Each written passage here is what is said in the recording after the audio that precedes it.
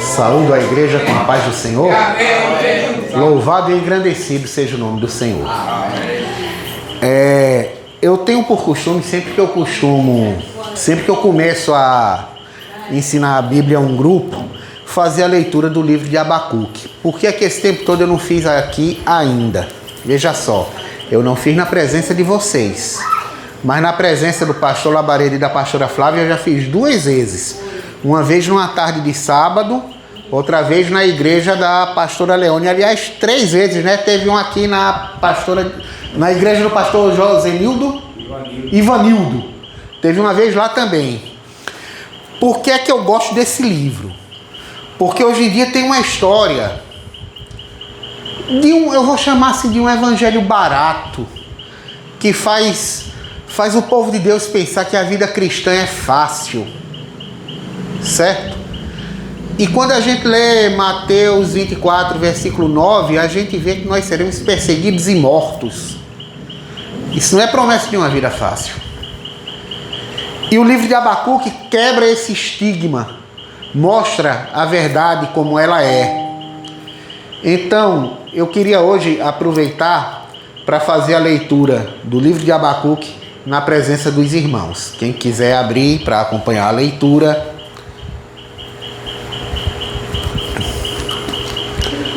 Abacuque é depois de Naum, é antes de Sofonias.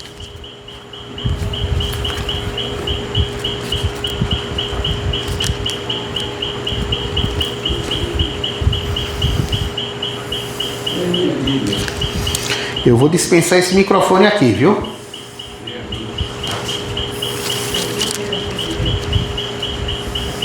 Alguém que ajuda para encontrar o livro de Abacuque? Se precisar, eu ajudo. Quer ajuda? Vamos lá. Espera aí, aqui é Novo Testamento, é no Antigo Testamento. Certo? Daniel. Opa. Jonas. Miqueias. Está perto. Naum. Abacuque. Está em qual? Reis, passa bastante ainda. Provérbios passa bastante. Jeremias passa. Oséias, Amós, Abacuque. Todo mundo encontrou? Amém.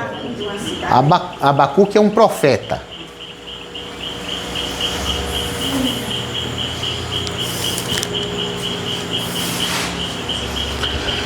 Vamos lá, tá todo mundo me ouvindo bem?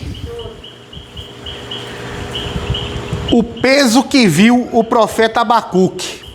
Eu não esqueço nunca a reação do pastor Labareda quando a gente leu a primeira vez isso aqui, né? Que ele disse que peso faz a gente pensar que o profeta está com uma maromba nas costas. Não. É sobre uma visão pesada de alguma coisa ruim que estava para acontecer. Certo? O peso que viu o profeta Abacuque. Até quando, Senhor, clamarei eu, e tu não me escutarás? Gritarei violência e não salvarás? Por que razão me fazes ver a iniquidade e ver a vexação? Porque a destruição e a violência estão diante de mim. Há também quem suscite a contenda e o litígio. Por esta causa a lei se afrouxa e a sentença nunca sai. Porque o ímpio cerca o justo e sai o juízo pervertido. Veja só, essa é a oração do profeta. Parece que a maioria dos profetas ouve o que Deus diz e conta para o povo. Ele fez o contrário, ele ouviu o que o povo disse e foi contar a Deus. Fez o caminho inverso, como se Deus não soubesse. Então veja só, Deus responde à oração, mas não do jeito que o profeta imaginou que responderia. A partir do versículo 5. Vede entre as nações e olhai, e maravilhai-vos, e admirai-vos, porque realize em vossos dias uma obra que vós não crereis quando vos for contada. Porque eis que suscito os caldeus, nação amarga e apressada que marcha sobre a largura da terra para possuir moradas que não são suas. Você está vendo que a resposta é dura. Continuando. Horrível e terrível é, dela mesma sairá o seu juízo e a sua grandeza.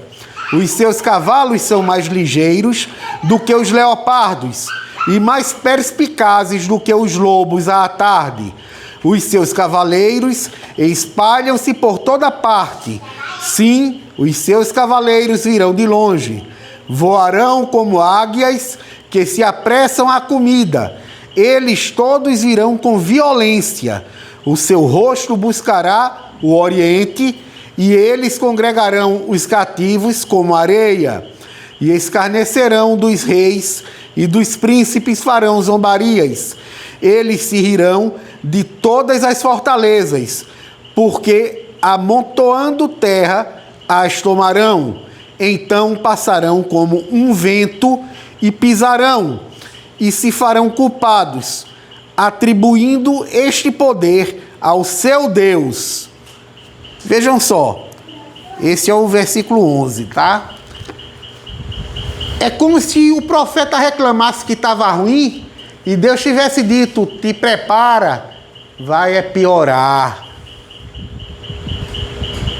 Então onde é que fica essa história de evangelho fácil? Aí veja só, o profeta não gosta da resposta. Olha o versículo 12. Não és tu desde sempre, ó Senhor, meu Deus, meu santo, não morreremos. Ó Senhor, para juízo o puseste, e tu, ó rocha, o fundaste para castigar. Tu és tão puro de olhos que não podes ver o mal, e a vexação não podes contemplar. Porque, pois, olhas para os que procedem aleivosamente e te calas quando o ímpio devora aquele que é mais justo do que ele. Quem se lembra o que é aleivosamente? Eu já expliquei aqui. Quem se lembra? Teimosamente, insistentemente, persistentemente, não é? O versículo 14. E farias os homens como os peixes do mar, como os répteis que não têm quem os governe? Prosseguindo. Ele a todos levanta com o anzol e apanha-os com sua rede e os ajunta na sua rede varredora. Por isso ele se alegra e se regozija. Por isso sacrifica a sua rede e queima incenso à sua draga, porque com elas se engordou a sua porção e se engrossou a sua comida. Explicando, é como se o trabalhador tratasse o seu instrumento de trabalho como se aquele instrumento de trabalho fosse Deus. Queima incenso à sua rede que usa para pescar, por exemplo, não é? Porque é com a rede que ele se alimenta. O versículo 17, último do capítulo 1. Porventura por isso esvaziará sua rede e não deixará de matar os povos continuamente? Então veja só, o capítulo 2 começa, a gente tem a impressão que passou um tempo, Deus não respondeu, e o profeta estava naquela ansiedade e tal, que afinal de contas Deus já tinha respondido, ele ia responder de novo. Mas olha o profeta aqui no versículo 1. Sobre a minha guarda estarei, e sobre a fortaleza me apresentarei e vigiarei, para ver o que fala comigo, e o que eu responderei quando eu for arguido. Arguido é questionado, tá? Então, quer dizer, passou um tempo, ele diz: olha, eu estou aqui antenado, esperando a resposta do Senhor. Fala, Senhor, eu estou esperando. Me diz aí alguma coisa. Eu quero estar preparado quando você me perguntar, quando você me arguir, não é? Aí é como se Deus dissesse, a gente sabe que Deus não é pego de surpresa por esse tipo de atitude, mas é como se ele dissesse: eu vou calar a boca desse cara. Aí olha o versículo, a partir do versículo 2. Então o Senhor me respondeu e disse: escreve a visão e torna-a bem legível sobre tábuas, para que a possa ler o que passa correndo. Porque a visão é ainda para o tempo determinado, e até ao fim falará, e não mentirá. Se tardar, preste atenção, se tardar, espera, porque certamente virá, não tardará.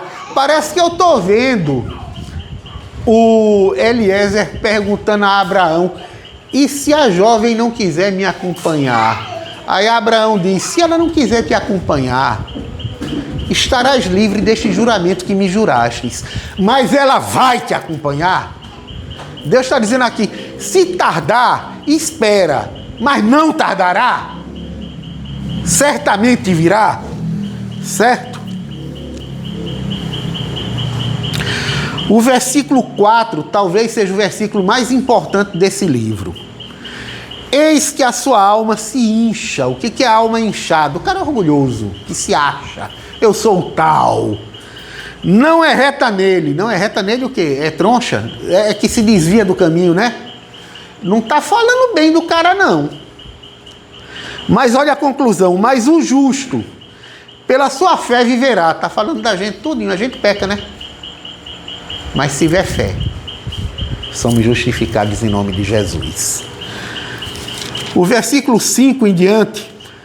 Tanto mais que, por ser dado ao vinho, é desleal, um homem soberbo, que não se contém, que alarga como o sepulcro o seu desejo, e como a morte, que não se farta, ajunta a si todas as nações, e congrega a si todos os povos. Olha esse versículo 6. Não levantarão, pois, todos estes contra ele, uma parábola e um dito agudo contra eles, dizendo: ai daquele que multiplica o que não é seu, até quando? E daquele que carrega a si mesmo de dívidas. Preste atenção. Isso foi profetizado contra a Assíria. Mas quem aqui andou se endividando além do que pode pagar? Preste atenção. Ah, mas eu vou pagar em nome de Jesus. Você já está dizendo que não tem dinheiro. Esse versículo é para quem não tem controle financeiro. É para quem se endivida além da própria capacidade. Ah, não, mas o banco disse que eu tenho capacidade de pagamento. Eu vejo muita gente me perguntar: irmão Alexandre, para tirar uma casa na Caixa eu preciso apresentar uma renda de quanto? Você precisa apresentar a sua renda. Se não for suficiente, me desculpe. Não dá. Mas o cara quer inventar uma renda para comprar o que ele não é capaz de pagar. E aí? Isso é atitude cristã? Então veja só. Foi profetizado contra a Síria, mas serve para nós. Se a gente se endividar e não for capaz de honrar, está falando conosco. E prossegue. Não se levantarão de repente os que te hão de morder, e não despertarão os que te hão de abalar, e não lhe servirás tu de despojo. É porque naquela época quem não pagava a dívida virava servo do credor, hein? Só porque hoje não tem essa lei, não significa que a gente pode fazer. Olha o 8. Visto como despojastes muitas nações, todos os mais povos te despojarão a ti. Por causa do sangue dos homens e da violência para com a terra, a cidade e todos os que nela habitam. Ai daquele que ajunta em sua casa bens mal adquiridos, para pôr o seu ninho em lugar alto. Casa chique, cerâmica de primeira qualidade, televisão de LED, tela grande, carro novo na garagem, não é? Para pôr o seu ninho em lugar alto, a fim de se livrar da mão do mal. Vergonha maquinaste para a tua casa, destruindo tu a muitos povos. Pecaste contra a tua alma.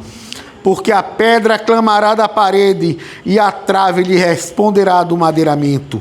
Ai daquele que edifica a cidade com sangue e que funda a cidade com iniquidade. Eis que não vem do Senhor dos exércitos que os povos trabalhem para o fogo e os homens se cansem pela vaidade, porque a terra se encherá do conhecimento da glória do Senhor, como as águas cobrem o mar. Olha o hino, quem conhece, saiu daqui, viu? Ai daquele que dá de beber ao seu companheiro, tu que lhe chegas o teu odre e o embebedas para ver a sua nudez. O nome disso hoje é Boa Noite Cinderela, né? Olha Deus falando disso aqui. Antes de Cristo. Aliás, antes da destruição de Jerusalém, né? Portanto, mais de 2.600 antes de Cristo. Tudo isso aí está no passado, é no passado, não é isso? Tudo isso aqui é Abacuque. A Bíblia é atual até hoje. É atual até hoje. O tempo passa e ela fica. Serás farto de ignomínia. Quem se lembra o que é ignomínia? Vergonha em lugar de honra. Bebe tu também e sê como um incircunciso. O cálice da mão direita do Senhor se voltará sobre ti, e vômito ignominioso, vômito vergonhoso, cairá sobre a tua glória. Porque a violência cometida contra o Líbano te cobrirá, e a destruição dos animais ferozes os assombrará. Por causa do sangue dos homens e da violência para com a terra, a cidade e todos os seus moradores, que aproveitará a imagem de escultura que esculpiu seu artífice, e a imagem de fundição que ensina mentira, para que o artífice confie na obra, fazendo ídolos mudos.